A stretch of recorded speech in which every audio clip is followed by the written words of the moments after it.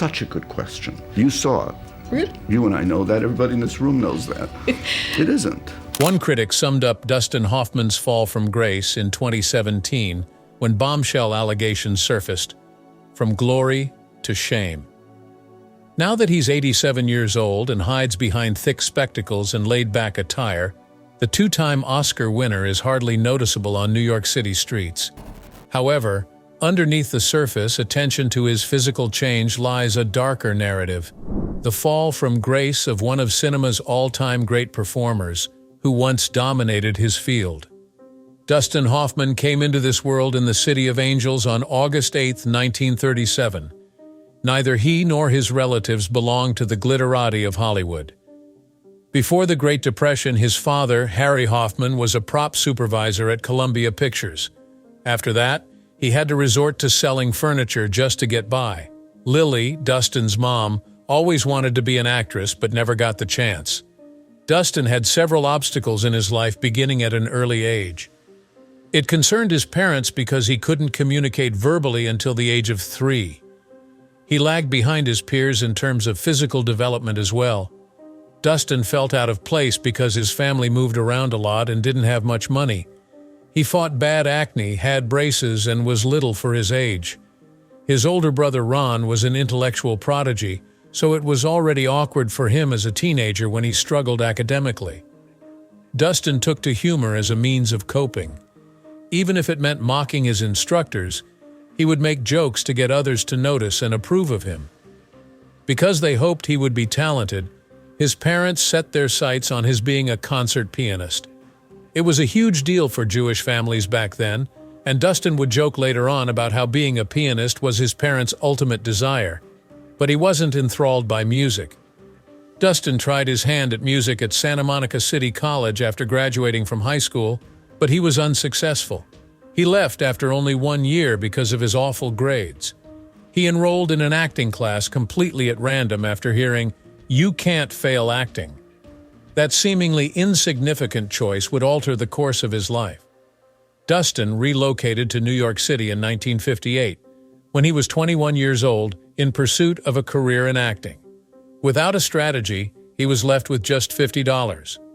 He shared a modest flat with aspiring performers like Gene Hackman and Robert Duvall. Duvall would go on to achieve fame. It was not easy living in New York. Dustin was a typist, a toy demonstrator at Macy's, a waiter, and he even had a stint in a mental institution so he could make ends meet. He once lost his job as a server at a nightclub due to his excessive listening habits. Acting has always Dustin's passion. He staged local theatrical productions, taught acting to children in Harlem, and attended acting schools. He endured relentless rejection, despite his 5 attempts to get admission to the esteemed actor's studio. He performed his first unpaid part on Broadway in New York. He was so strapped for cash that he had to rely on unemployment benefits just to get by, and still, he would not give up. Cast in 1967's The Graduate, he finally had his breakthrough role. At the age of 29, Dustin was still performing in his acting career. Robert Redford, with his towering good looks and rugged good looks, was the perfect choice to play Benjamin Braddock. Because of his unusual appearance and tiny size, Dustin didn't appear to be the best option. Actually, he attempted to deliberately botch his audition since he felt he was completely unsuited for the part. However, Mike Nichols, the filmmaker, recognized his potential. In describing him, Nichols said, "You're Jewish on the inside," and she thought he was great in the role. It wasn't simple filming The Graduate. Anne Bancroft, who portrayed Mrs. Robinson, was just 6 years his senior, and Dustin, who was 29 years old, had to play a 21-year-old. At first, not everyone believed him. One of his co-stars even commented that he seemed so little in their scenes together. However, the film was an enormous hit upon its release. Fans adored him in the role of Benjamin Braddock, the bewildered and awkward protagonist. After earning more than $100 million, the picture became 1967's highest-grossing picture. Despite receiving barely $220,000 for the performance, Dustin's life was irrevocably altered when he received an Oscar nomination, and his career finally took off. Dustin's breakout role in The Graduate altered the way leading males were perceived in Hollywood. The archetypal heartthrob image, tall, gorgeous, and fit, was typical of performers before him. Dustin didn't appear that way, yet his approachable persona and profound emotions won over fans. Work ethic, extraordinary talent, and daring have been hallmarks of Hoffman's acting career. Kramer vs. Kramer, which he received on April 14, 1980, was his first Academy Award. He portrayed Ted Kramer, a single dad figuring out how to raise his kid following a divorce in the film. Production lasted for an exhausting 79 days. Hoffman requested screenplay revisions in order to make the character seem more authentic. For one intense moment, he even broke a wine glass on set to bring forth tears from his young co-star Justin Henry. His portrayal, which depicted Ted's transformation from a hard-working worker to a doting parent, was honest and moving. The 29th of March 1989 was Hoffman's second Oscar win, this time for Rain Man. Raymond Babbitt, an autistic genius, was brilliantly depicted by him. Hoffman researched autism extensively, spending many hours in hospitals, speaking with families, and researching the character's inspiration, Kim Peek. After filming Wrapped, he continued to dress like Raymond for another 12 weeks, and he committed portions of the phone book to memory. More people learned about autism as a result of the film, thanks in large part to his commitment, which helped bring attention to the illness. It's astounding how Hoffman can pull off such a wide range of characters. His character, Ratso Rizzo, was a sick and suffering con guy in Midnight Cowboy. He reduced weight by eating only crackers and cottage cheese and wore pebbles in his shoes to make them limp, all in an effort to embrace the persona. He went so far as to spend weeks homeless in order to fully immerse himself in the character's experiences. When a genuine cab almost hit him while filming, he famously exclaimed, "I'm walking here." The moment became iconic because of it. Hoffman swung in the other direction in Tootsie.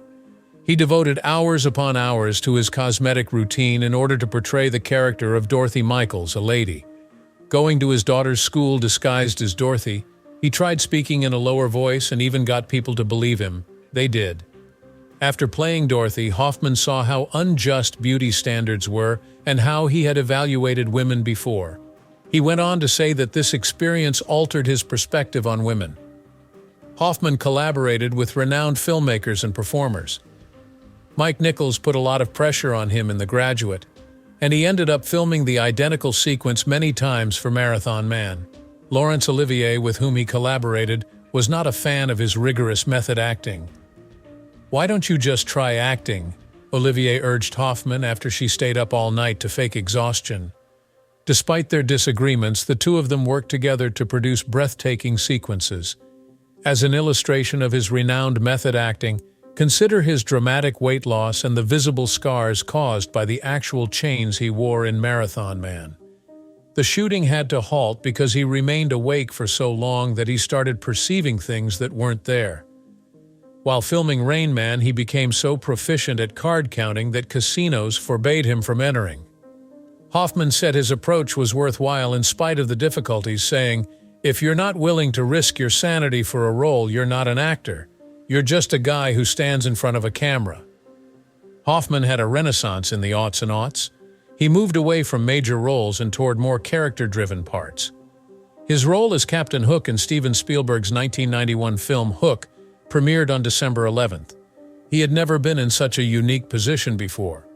Even though it was panned by certain critics, the film nonetheless managed to earn $300 million globally.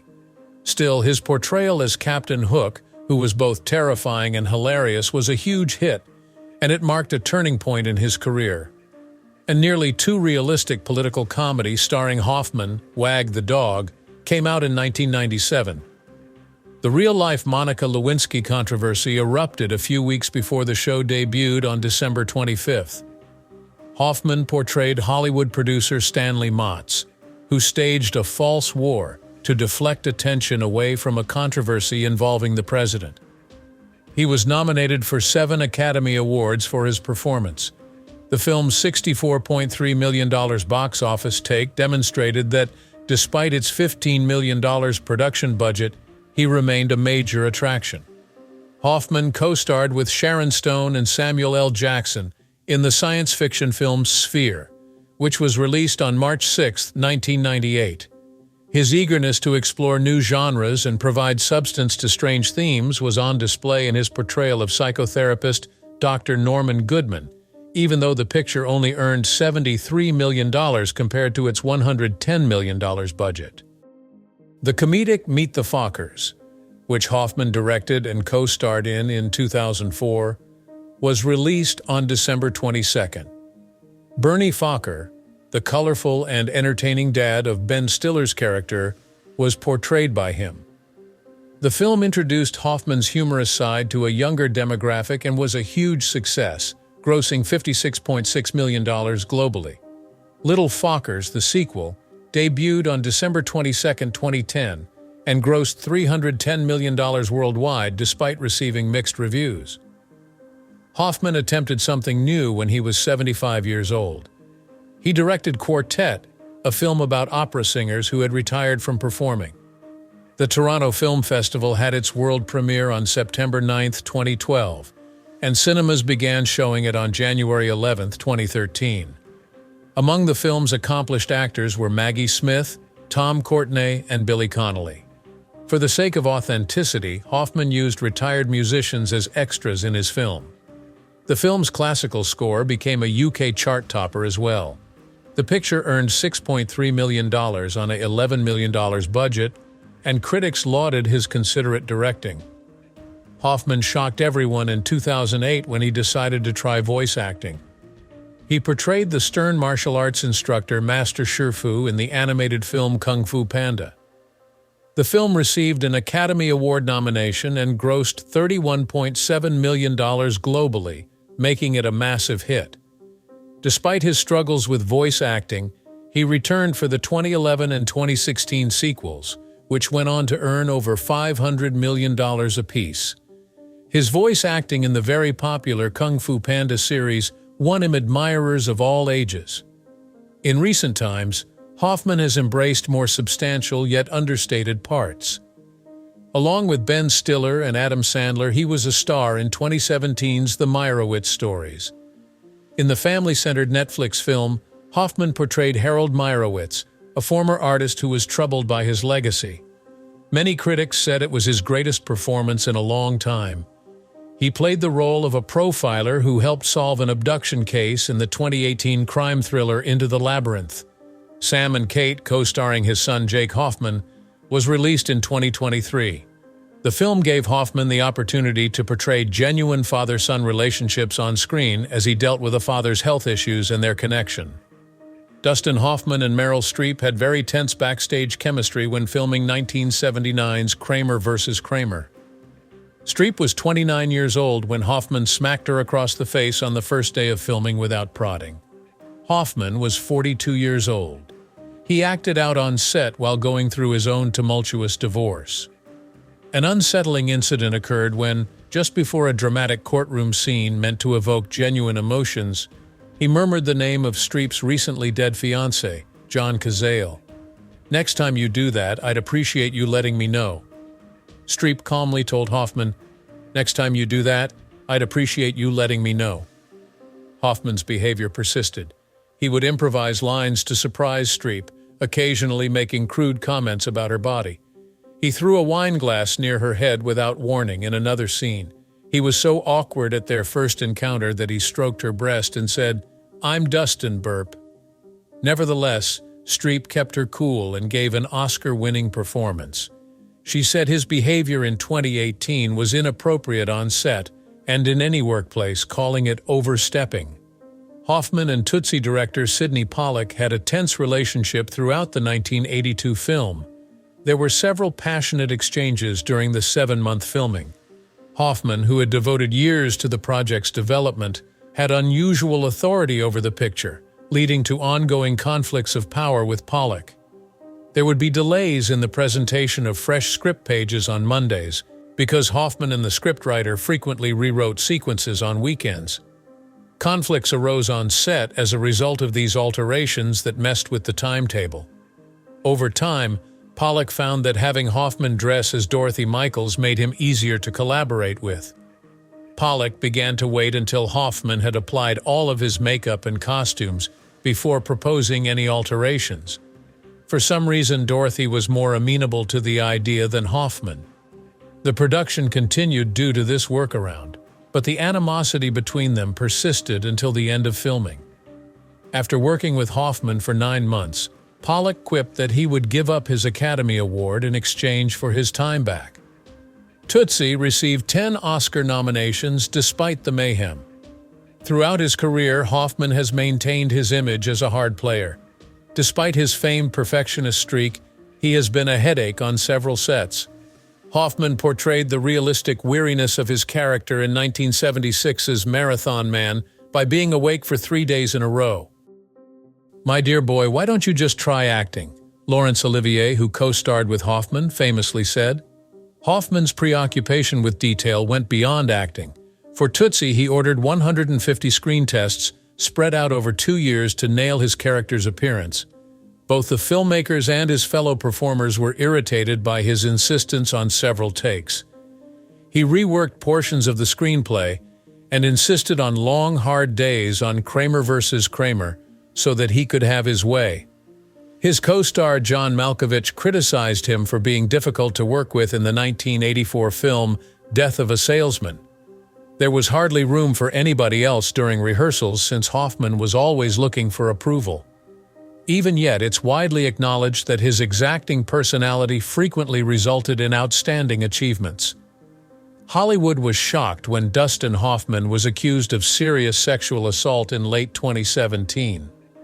It all started on November 1, 2017, when Anna Graham Hunter, a journalist for The Hollywood Reporter, wrote a piece in which she accused Hoffman of sexually harassing her in 1985 when she was a 17-year-old production intern working on Death of a Salesman. 7 other women, spanning decades, came forward with accusations that were identical to the first, which prompted further stories to surface. Allegations of sexual assault and other severe offenses were among those leveled. While she was recording the score for the 1987 film Ishtar, Melissa Kerr, who had just graduated from college, claimed that Hoffman had raped her. While this was going on, another lady who went by the name Carolyn accused Hoffman of assaulting her at a recording studio. Hoffman allegedly exposed his 16-year-old acquaintance Corey Thomas in a hotel room. Thomas was friends with Hoffman's daughter. A woman who went by the pseudonym Pauline claimed that Hoffman exposed himself and touched himself in front of her in 1973 when she was just 15 years old, and actress Catherine Rossiter accused him of repeatedly groping her during the 1983 Broadway revival of Death of a Salesman and its TV movie adaptation. Other women recounted misconduct that went back even further in time. The cumulative effect of these accounts was to present a distressing picture of Hoffman's actions over the course of over 50 years. His unexpected rise to prominence as a character embroiled in the #Me Too movement belies his reputation as one of Hollywood's most esteemed performers and a 2-time Oscar winner. Many people's perceptions of his career and legacy were drastically changed by the discoveries. The initial reaction from Hoffman to the charges was a mixture of apologies and denials, which caused many to be perplexed. As more accusations surfaced, Hoffman grew increasingly defensive. In a statement released shortly after Anna Graham Hunter's story was published, Hoffman said, "I have the utmost respect for women, and feel terrible that anything I might have done could have put her in an uncomfortable situation. I am sorry. It is not reflective of who I am." Further accusations followed. John Oliver, who was moderating a public panel commemorating the 20th anniversary of Wag the Dog, asked him directly about the accusations when they occurred on December 4, 2017. As soon as the topic came up, tempers flared. According to Hoffman, his actions on the set of Death of a Salesman were influenced by the culture of the time. He stated, "It's 40 years ago. I don't know the context. The context I need is actually the people, not the things written." This attempt to downplay the gravity of the accusations infuriated many. Furthermore, Hoffman asserted that the use of explicit language and humor was par for the course in the 1980s film industry. This defense was panned by some who saw it as an attempt to avoid responsibility rather than admit guilt. The more women spoke up, the less Hoffman responded. In declarations released by his legal team, he denied several severe accusations, describing them as defamatory lies. At the same time, Hoffman abstained from interviews and public appearances for a long time. His legacy was changed irrevocably by these discoveries. There are two significant marital tales in Dustin Hoffman's personal life. He wed Anne for the first time in 1969, just after he shot to fame thanks to The Graduate. They remained a couple for a decade. Jenna was born to Dustin and Karina in 1970. Karina was adopted by Anne. But they had a rocky marriage since Dustin was so preoccupied with his work, and the pressures of fame made their relationship even more strained. He then confessed that he was unfaithful at the time. After a contentious 1980 divorce, Anne was awarded a settlement of $4.5 million, a large amount in those days. It was very different with his second marriage. Dustin and Lisa Gotan have been a married couple for over 40 years, having tied the knot in 1980. When Lisa was 10 years old, she saw Dustin for the first time and told her grandma, "I want to marry him someday." Fast forward 12 years, and they were married. Alexandra, Jake, Rebecca, and Max were their 4 children. They talked about starting a family on their first date. Lisa wanted 6 kids, but Dustin, who had 2 kids of his own, thought 4 was plenty. Their commitment to one another and their family has ensured that their marriage will last. The purpose of marriage, according to Lisa, is to establish a family. Dustin underwent several emotional and professional transformations after becoming a father. The 1979 film Kramer vs. Kramer, about a father who defends his kid in court, struck a chord with him since it was based on his own divorce. Playing the part made Dustin a better dad in real life, he stated later. He learned the value of being there for his kids. His 1988 film Rain Man was another example of this merging of his professional and private lives. He spent time with autistic families to prepare for his part as an autistic savant, which made him more conscientious about raising his own children. Jake, his son, had a brief appearance in the film when he was just 7 years old. This cameo might have sparked Jake's interest in acting, which he would later follow. Dustin declined big opportunities so he could spend more time with his family. He turned down the main role in Ghostbusters in 1984 because he didn't want to spend too much time away from his children. He would never look back on prioritizing his family over a great chance, even though it cost him. Dustin was likewise very concerned with societal and political matters. He jeopardized his career in the 1960s by opposing the Vietnam War and participating in demonstrations. His portrayal of a journalist who exposed the Watergate crisis in All the President's Men, 1976, emphasized the significance of speaking truth to power, reflecting his personal beliefs. One of the earliest significant films on climate change, Race to Save the Planet, which he narrated in the late 1980s, marked his entry into environmental activism. He has long been an advocate for environmental protection, having fought against pollution in the seas and deforestation. When he spoke out against racism and for LGBTQ+ rights, he occasionally caused controversy.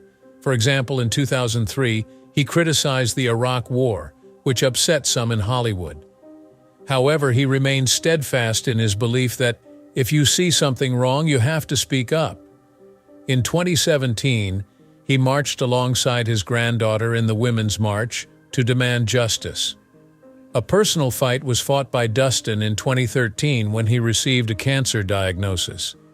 Initially, he kept it a secret, having surgery at a prestigious New York hospital and going through rigorous chemotherapy and radiation treatments.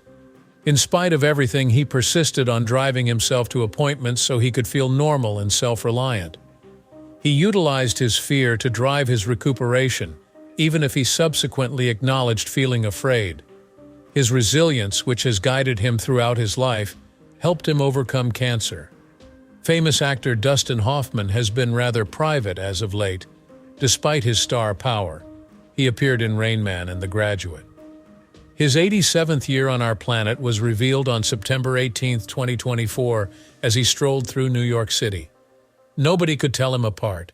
His neat and tidy appearance was vanished, replaced with unkempt white beard, a black cap, and dark shades. His fans and paparazzi couldn't believe he had changed and were curious about his life now. It was like his entire manner had changed, not just his face. He and his wife Lisa were spotted visiting Ilbo, a New York City restaurant, for lunch on October 1, 2024. Wearing sweatpants, a sweatshirt, and a baseball cap, he eschewed the sophisticated attire often associated with red carpet events. To top it all off, his normally short gray hair was longer than normal. It was hard for many admirers to accept that this laid-back guy was indeed the actor they had loved for so long. People started talking about how even the most famous celebs change as they get older because of these encounters. Many news sites called him unrecognizable, proving that even well-known looks may change with time. Still, Hoffman manages to grab people's attention despite all the changes. He voiced Master Shifu in the 2024 Kung Fu Panda film and made an unusual appearance at the premiere on March 3, 2024. Fans got a rare glimpse of his kind, family-oriented side when he brought 2 grandkids along this time. Hoffman is still going strong at the age of 87. Among his many intriguing undertakings at the moment is Francis Ford Coppola's science fiction picture Megalopolis, which will premiere on May 17, 2024. Rebuilding New York City following a devastating calamity is the subject of this film, starring Hoffman and other A-listers, including Adam Driver and Natalie Emanuel. His adoring public is ecstatic to finally see him in a big screen production after what feels like an eternity. Although rumors of his retirement have circulated, Hoffman has no plans to retire just yet. He has just wrapped production on Luca Mortis and is due to act in Daniel Roher's murder thriller Tuner,